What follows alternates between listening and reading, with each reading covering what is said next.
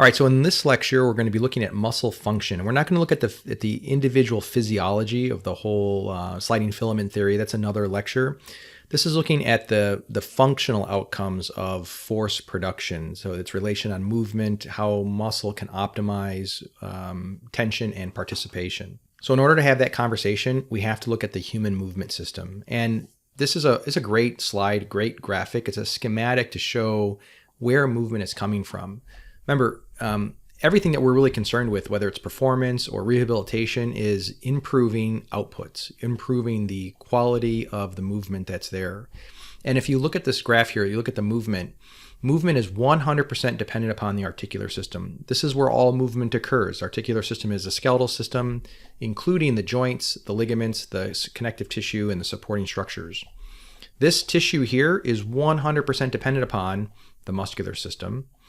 The muscular system is 100% dependent upon the nervous system, and there's a very specific flow of command that leads from thought, intentional thought, conscious or subconscious, down the kinetic chain, and you have movement. And when we look at movement, the outputs of human movement are infinite, right? This is just a sampling of what the human form and physique can do. Remember, all of these movements are based in these three planes, from these 7 joints, and it's happening through these divisions of the skeletal system. All movement is occurring here through the articular system, both through the axial skeleton. This is where movement's being generated, the interrelationship between shoulder girdle and pelvic girdle. We'll talk more about that in our gait lecture. And then that force is being transmitted through the appendicular skeleton. These tissues, however, this articular system is passive tissue. It is totally dependent. Gravity has its way with it. It's not excitable tissue. It needs other tissues, aka the nervous system and muscular system, to interact with the environment.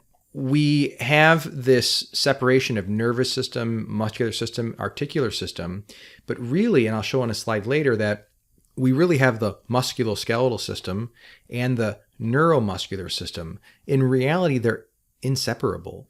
You really can't have muscle contraction without nervous system. Nervous system doesn't have the ability to generate tension like the muscular system, and the muscle needs something to pull on from the bone. So they are all dependent upon each other to have this outcome of movement. But now what makes the nervous system and muscular system unique is that they are considered active tissues. And what active tissues mean is that they're excitable, they're irritable, meaning that they can accept a stimulus and they can do something about it. Not so much nervous system, but the muscle system can contract. It can go from a 6-inch length to 3 inches in milliseconds. It can go from loose to tense, from long to short, like that in a snap.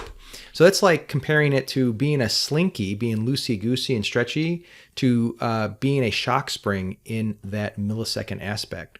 Think of it as an elastic, a piece of rubber band that really doesn't generate a lot of force unless it has tension on it. And that tension comes from a nervous system. That nervous system converts that loosey-goosey rubber into a rough and tough spring. That rough and tough spring can now generate and handle a tremendous amount of forces. And then within another snap, it goes right back to its resting state. Just like that, within milliseconds. Muscles have this elastic property as well, where they can deform and elongate up to 150% its resting length. So it can go from 6 inches and half its length to a contracted state to 3 inches. And then in the same breath, not that the muscles breathe, but in your same breath, can go from 6 inches to 9 inches and lengthen without any damage to the tissue. And think of it as a rubber band going from no tension to tension, again in milliseconds. The best way of thinking of the muscles is like an elastic shock absorber at some times, and as a cable generation or cable tension generating at others. It can switch roles in fractions of a second, and this is the premise of excitable tissue, that it can change its state and its role like that. So this is why we talk in terms of neuromuscular and musculoskeletal, and not really in the nervous system by itself, muscular system in there. When we learn it, we'll learn it in these aspects, but we're really talking about this musculoskeletal aspect, the transfer of tension into rotation, And then we have the neuromuscular, which is the generation where it all happens, right? The tension regulation. So here are some tidbits on the muscular system. We've already talked, it's an excitable tissue, that it's dependent upon response from the neural input. We've talked about this in other lectures, that it generates tension. That's the only thing the muscle knows how to do. The muscle's either on or it's off. The nervous system knows how to turn things on or turn things off. That's the only way it communicates. Yes, no, plus, minus, 1, 0, on, off.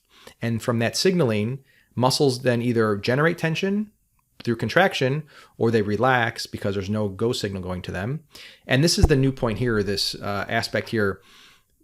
Muscle tension is dependent upon the quantity and the quality of the cross bridge. And that's what we're going to be talking about for pretty much the rest of this lecture. Is when we look at how much tension is potentially available at the muscle, it's based on these things here, the quantity and quality of the cross bridge. And we've already talked quite a bit in terms of the types of contraction, which is the attempt to shorten. So as I introduce this hierarchy of tissue control, this human movement system, we really are dividing this into active tissue, excitable, responsive tissue, and passive tissue, tissue that is structured, form. It can change, but changes long over time, but is dependent upon input from the environment from both the neuromuscular component. This slide is review. This is the types of muscle contraction, but just realize that concentric is this acceleration overcoming gravity, input from the nervous system. Eccentric contraction is this slowing down, again, input from the nervous system. And the isometric contraction is controlling motion, again, input from the nervous system. And we have this basic structure of the muscle and the tendon attaching to two bones. And remember, muscles cross at least one joint, mostly, sometimes two and more.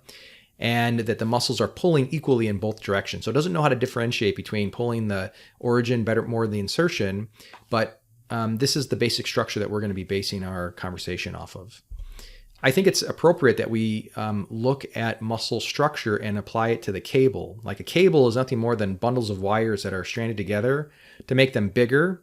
And then the bigger the cable, the stronger they are. And muscle has a very similar architecture. You can see here, this is the muscle, and it's composed of bundles of these things called fascicles. And these fascicles are bundles of these muscle fibers. Now, the muscle fiber is the actual cell of the tissue. And it's unique because most cells you need a microscope to see. And to see the structures in a muscle fiber, you need a microscope. But think of a long strand of human hair. That's about the size of this muscle fiber. So think of a bunch of hairs that are bundled together. And those bundles are bundled together, and then that makes the bulk of the muscle. Now, this muscle fiber runs the entire length from tendon to tendon, and this muscle fiber also has bundled components into it. You have these myofibrils. So don't confuse myofibril with muscle fiber. They are not the same thing. The muscle fiber is the cell. The myofibril is the functional component of the muscle fiber. So you have multiple myofibrils, and within those myofibrils, we go even further. You have bundles of these myofilaments, so these strings in this fibril that makes the fiber that bundles and so forth. So you can see that it's a structured aspect. And right here, these filaments, this is where we're going to get most of our attention. So you can see the overall structure: muscle, fascicles, muscle fibers, myofibrils, and then the filaments. And this is the business end. The filaments are the where all the action happens. So if we look at the muscle fiber here, these filaments, these myofibrils, are broken up into things called sarcomeres. And sarcomeres are the engines of the muscle contraction, this whole muscle tension generation. And you can kind of see here this muscle structure, this filament structure, and it's nothing more than these overlapped aspects of actin, thin filaments, and myosin, thick filaments. Now, there's about a dozen or two other filaments that are in the muscle fiber itself, myofibril. Some give it structure and shape, but for the most part, everything is really related to this tropomyosin, troponin, actin, and the myosin, which we talk about in the sliding filament theory video. But for now, what we're interested in is this relationship that forms between the myosin and the actin, which is called a cross bridge. And so here again, we see the tendon, we see one half of the muscle belly, the fascicule, the fiber, myofibril, and then now we're in the sarcomere. And this is our functional unit here. And what we're looking at to appreciate our tension potential is the overlap that exists between this myosin, this thick filament, and these actin, these thin filaments. And one thing to point out when we look at this functional aspect here is that this is one segment of multiple sarcomeres. So we have the one sarcomere, but these sarcomeres run the entire length of the muscle fiber, all the way down, one right after another, until the very end. And then when we look at the other end, it then converts from here from muscle tissue to tendinous tissue. So it's going from contractile elements to non-contractile element. This is the transition from the active neuromuscular system and then the musculoskeletal system into the passive aspect. Now, tendon and ligaments, they have their own cellular structure. You can see that it's very similar to this bundle. The only difference is these are non-contractile. So the proteins and the filaments that you find here are different. These are more tension regulating aspects than they are force generation, but that's another lecture another time. Back to the sarcomere. Again, the key point here is the sarcomere repeats over and over and over again. Everywhere you see red in the muscle, you have these sarcomeres. And now muscles are bundled together, right? So you have these muscle fibers that operate in parallel. So you have a muscle fiber here, a myofibril here, myofibril there, and you have these strands and strands of myofibrils, and it's sarcomere all over the place. So we look at like the individual myofibril again and the individual sarcomere, and what's happening there, this is all we really care about right now, is the relationship between the myosin heads and the actin filament, these two filaments. And when there's input from the nervous system, we get this shortening.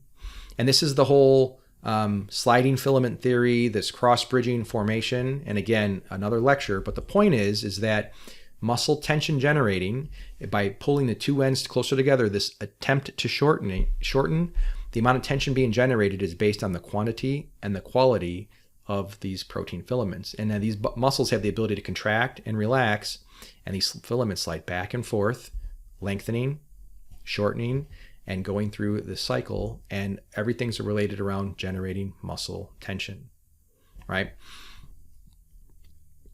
Tension is the force that leads to strength or the joint output that we're looking for. Muscle tension is a product of the muscular system, again, the cross-bridging that exists between the thick and thin filament, and the most important aspect is the nervous system. The total tension, aka the strength, is at least 50% nervous system input, most likely more. Muscle force does not equal strength. Strength is a component of both muscular system and nervous input. Think of it as like looking at performance of the motor unit instead of the muscle tissue. So when you're looking at the functional output, it's not just the muscle system, but the communication down that. So it's not just the car that's winning the race, it's the car and the driver. Some argue that the nervous system is probably more involved in force production and has a greater contribution than the actual muscle tissue. I am in one of those camps. You cannot separate the nervous system from the muscular system. The muscle system, member, is dependent upon input from the nervous system. The nerves are then reciprocate. The nerves can't shorten on their own, so they're dependent upon the muscles to do their bidding. The muscles can't contract instantaneously or impulsively, and so there is a very dependent relationship. Do you know what muscles that don't have input from the nervous system are? It's a piece of meat, right? It's steak. And that's about as functional as your muscle if you detach the nervous system. There's nobody home. This muscle cannot operate on its own anymore. So like I had said at the beginning of the lecture, what we're really looking at are the determinants of muscle tension. And this is based on the quantity and quality of the cross bridges. And we're going to discuss the things that can influence this quality and quantity. So the very first thing we'll look at is cross-sectional area. So it's not just how big the muscles are, but not just mass, but functional mass. We're going to look at the muscle starting position and any consideration moving into a shortened or lengthened position. And we're going to look at how fast you contract and how that affects your tension output. So the first thing is cross-sectional area. And cross-section is a planar slice that you flip on end, and you're looking at that aspect. So when we look at muscle strength production, muscle mass, we don't really care how long the muscle is. or how much bulk there is. We want to care how thick the muscle is. And so if we take a slice here, we'll look and see, and we can see all the fascicles and the bundles and all that business. And you can see, labeled here. Don't forget the connective tissue layers here as well, the epimysium, paramysium, endomysium. But what we're looking here again is we're looking at the sarcomere, and we said that the business end was really the actin and myosin filaments. And what we're really interested in is this cross-sectional area here. And what we're interested in is how many fibers or filaments do we have in these myofibrils? The more filaments we have, the more cross bridges we have. So remember, all these things are forming cross bridges. They are trying to reach out here, here, here, and here. And if strength and tension is dependent upon the number of cross bridges, this muscle is going to have a much higher tension potential than this one over here, just by the mere fact that it has more cross-bridging potential. On a side note, when we look at cross-sectional area, the number of muscle fibers that you have based on if you're a 110-pound weakling or a 220-pound beast, the number of fibers never changes. What does change are the number of filaments that are in those muscle fibers. So the balloons themselves, the myofibrils, they just get bigger and smaller, but the amount of protein filaments in there can increase. The cross-sectional area also has an effect on biomechanics. Remember, with moment arms, the bigger the distance you have, the better biomechanical advantage you have.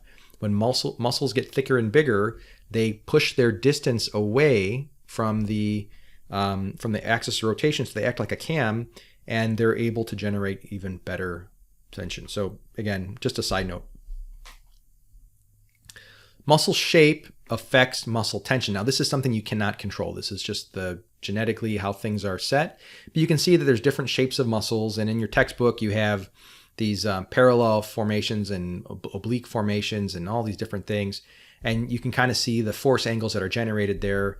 The sarcomeres are going from length to length, and in this case, here's the tendon there, so they get these shorter distances.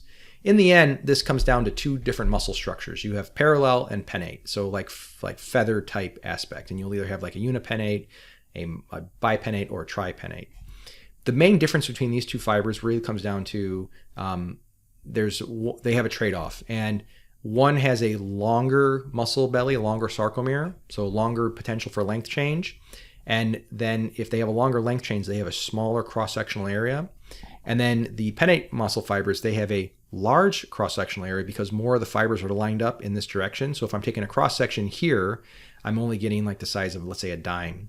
Well, here I'm getting like 12 dimes all lined up. So huge force potential, but a shorter length of change.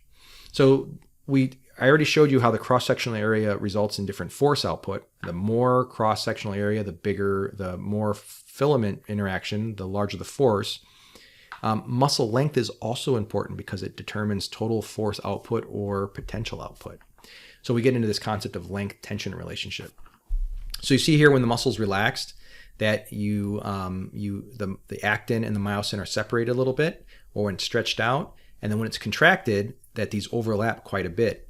And there's only so much room that it has to make these cross-bridging potentials. So when you're at rest or like kind of your midpoint, when you're shortening or in the concentric contraction, you're getting this overlap. When you're lengthening, you are also kind of sliding out a little bit. And as you change length, you're getting less overlap. Like this is 75% shortened. This is resting length at 170%. And depending upon how lengthened or shortened you are, determines your cross-bridging potential.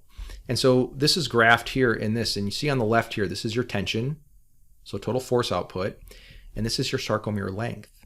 And you can see that in a shortened position, we have very little tension production. You can also see that in mid-range, we have this peak, and then as we go out even further, we start to separate a little bit, and you'll see that this is really two graphs superimposed. This is looking at active tension and passive tension. So let's separate those graphs and look at those individually. So active muscle tension is the neuromuscular system generating force. This is the go signal. And you can see that we have this Goldilocks principle thing happening, that in the shortened position, the fiber is too short, it's jamming up on each other, and there's not a potential for quality cross-bridging. And then if the fiber is too long, it's too stretched out and there's not enough overlap for proper cross bridging. Think of these as like two pieces of Velcro. If I put the Velcro together and I just have the very far tips trying to connect and I pull it apart, it's going to rip right apart. But if I have a nice appropriate overlap, I'm going to be able to secure and unsecure my thing. And if I have it too overlapped, I'm not going to be able to pull that thing apart, and it's going to be a pain in the butt to try to open up. So there's this not too long, not too short, just right aspect. We look at passive tension. Now this is what passive tension is just the overall elastic limit of the tissue. I'm stretching the muscle and joint so much that it goes from being a rubber band to it almost becomes being a cable, not because the nervous system is telling it to go, but because I'm at that elastic limit. I've stretched it so far that now it's acting like a rope. And you can see that the further I go out, the more and more tension I have, and then all of a sudden it hits this point. And if I go any further, that muscle fiber is going to pop. It's going to rip. So what we were seeing before was this overlap, seeing that total tension. Yes, if you hang from a bar and you put like 150 pounds on your back and you hang from there, you're not going to be able to pull yourself up, but your muscles probably have the ability to rip from being to resist being ripped out of their socket. So they have huge amount of potential tension. Now, would you be able to generate that force actively to overcome that? Not a chance. But you can see that if I'm looking at active contraction, mid-range is my optimal aspect. And so if we look here, too short, too lengthened, just right in terms of our length aspect. So you're always stronger in mid-range when you're looking at force generation. And you can see there's three things going on here. This is the joint angle in degrees. So basically you're doing elbow flexion. You're going from an extended position and you're moving back this direction 90 degrees and then shortened position. And from here, you can see the tension, the percent tension, and that right at that mid-range here, right at about 90 degrees, you have optimal force production. And think about it. For those that have been working out and you're doing curls, when you start to get tired, where do you want to spend time in? When you're doing arm curls, you can't get all the way up to the top anymore. You're done. And God forbid you let your ham go all the way down and you full extension because you're not getting back up. You start to burn those out right in the middle and you're just kind of working in this little tight range here from there to there, the last few couple reps. So this is where your body is physiologically optimal because of the appropriate or the optimal overlap between actin and myosin. So now we're going to look at speed of movement and how fast you contract or attempt to contract can affect your force output. So then we get into this concept of this force-velocity relationship. Now, we spent a lot of time talking about concentric as the acceleration overcoming gravity and the eccentric as the deceleration and slowing down against gravity. The eccentric phase is usually referred to as the negative phase, and you'll hear a lot of people in the fitness industry refer to doing heavy negatives or negative training. That's what they're referring to, is they're emphasizing the eccentric phase of the lift. The concentric is then is the opposite, which is the positive. Zero would be theoretically your isometric contraction, meaning no movement is occurring at all. If I start to move in this direction, this is like a slow contraction. This is a little bit faster contraction. This is even a faster contraction, and this is an explosive contraction. So I'm moving more in the positive direction, applying the accelerator more and more and more and more and more. Now, the deceleration, don't think of it as a brake pedal. Think of it as an accelerator that goes in the opposite direction. You're still facing this direction, but if I do a negative here, I'm gonna go really slow with my descent. So it's gonna take me maybe 30 seconds to lower the weight. And then here I'm gonna decelerate even faster. I'm gonna let it drop faster. So I'm gonna go about 15 seconds to lower the weight. And then over here, the opposite of here on the explosive, here I'm just dropping the weight. So this would be someone that is doing like a power clean, lifts the weight up and then bang, just lets it drop to the floor. That's how you look at the speed of contraction. Negative speed moving backwards is your lengthening, moving to the right is your shortening, and this is your isometric. So let's follow this concept here. I have it superimposed. What you notice here is that the faster you contract, the weaker you are. The slower you contract, or the faster you go in the eccentric phase, the more tension, the more load you can handle. This kind of confuses some students because it's not the faster you contract, the weaker you are. The faster you contract concentrically, the weaker you are. The slower you contract concentrically, the stronger you are, relatively speaking. You're strongest isometrically than you are concentrically, and you're way stronger eccentrically than you are concentrically. Think of a weight that you can do that if I said, find a weight that you can lift, that you can hold, but can't lift up, and find a weight that you can descend and do like a negative for 30 seconds. Now compare that to a weight that you can do a negative that you can only do 7 seconds. Which one's going to be heavier? It's going to be this guy here. So when you have little control or little need for control, meaning that you just need to drop the weight in 1 second, you could probably lift 1,000 pounds off a shelf and just let it drop to the ground and you controlled it. That was an eccentric load. But if you tried to slow that down by any point here, your arms would rip right out of your sockets.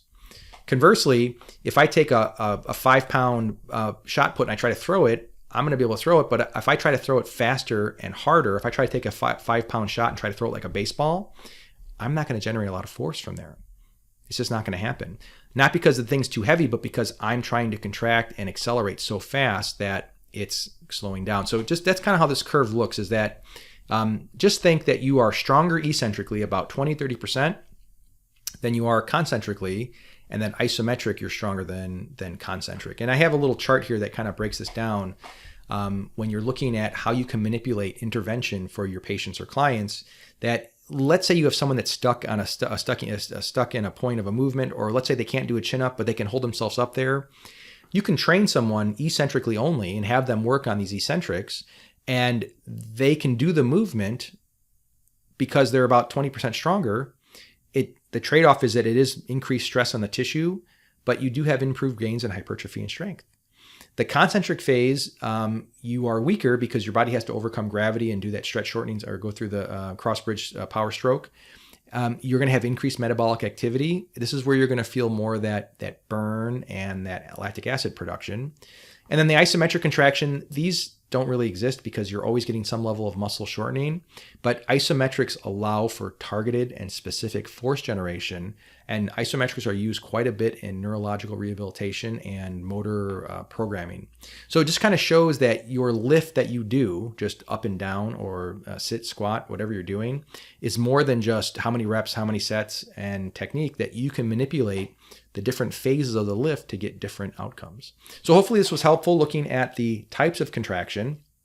And we got one more video that we're going to be looking at the consequences of lengthening and shortened positions. But at least now this kind of gave us a backdrop on that. So hopefully that was helpful.